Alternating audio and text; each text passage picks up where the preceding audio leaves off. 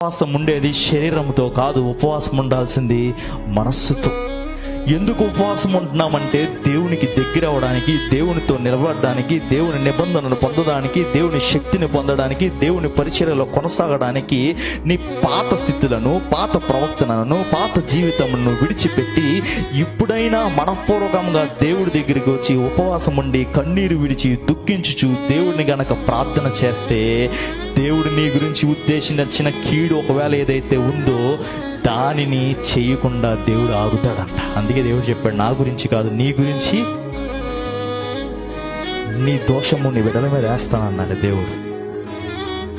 ఒకవేళ వెయ్యకూడదు అనుకుంటే దేవుడు ఏం చెప్తున్నాడంటే, ఇప్పటికైనా మించిపోయింది ఏం లేదు, తిరిగి నా దగ్గరికి రా, ఉపవాసం ఉండు, కన్నీరు విడు, మనఃపూర్వకంగా రా. నీ వస్త్రాలను కాదు చిప్పుకోవడం అంటే పైన ఉపవాసం కాదు. నేను 40 దినాలు పాటిస్తున్నాను, నేను 40 దినాలు ఉపవాసం ఉంటున్నాను, నేను ఆచరిస్తున్నాను, ఆయన కోసం కాదు. పైన కాదు, ట్రెడిషన్స్ కాదు, పైన ఏదో ఉండాలి కదా అందరూ ఉంటున్నారని కాదు. నీ కొరకు ఉండు. నీ కొరకు ఉండాలంటే ఒక దినం నువ్వు నిర్ణయించుకుని కొత్త దినము నియమించుకో, ఒక ఉపవాస దినముగా ప్రతిష్ఠించుకో. అది గుడ్ ఫ్రైడేనే అవసరం లేదు, అది ఈస్టర్ అవసరం లేదు, అది దినములో భస్మ బుధవారం నుంచి మంచి శుక్రవారం దాకే అవసరం లేదు. కానీ నీ పట్ల దేవుని కార్యం నీకు తెలియాలంటే, దేవుని ప్రకటన ఏంటో నీకు తెలియాలంటే, దేవుని నిబంధన ఏంటో నీకు తెలియాలంటే, దేవుని శక్తిని నువ్వు పొందాలంటే, దేవునిలో ఉజ్జీవింపబడాలంటే, పరిచర్యలో ముందుకు కొనసాగాలంటే, ఆత్మను సంపాదించుకుని దేవుడు అపవాదిని జయించాలి అంటే ఈ 40 దినములు ఒక దినము ప్రతిష్ఠించుకో.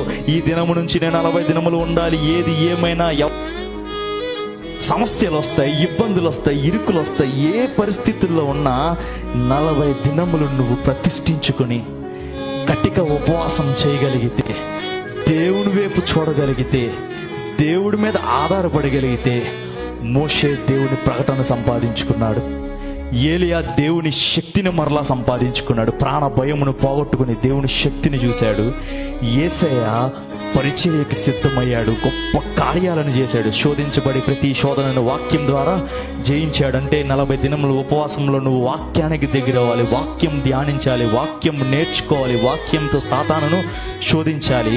ఇవన్నీ చేసిన వారు మనకు ఒక ఎగ్జాంపుల్ పెట్టారు. అంటే ఎగ్జాంపుల్గా దేవుడు రాశాడు, మీరు చేయండి, నేను కాదనట్లేదు, చేసే బిడ్డలు నేను ఎవరిని విమర్శించట్లేదు, చెయ్యొద్దని నేను చెప్పట్లేదు.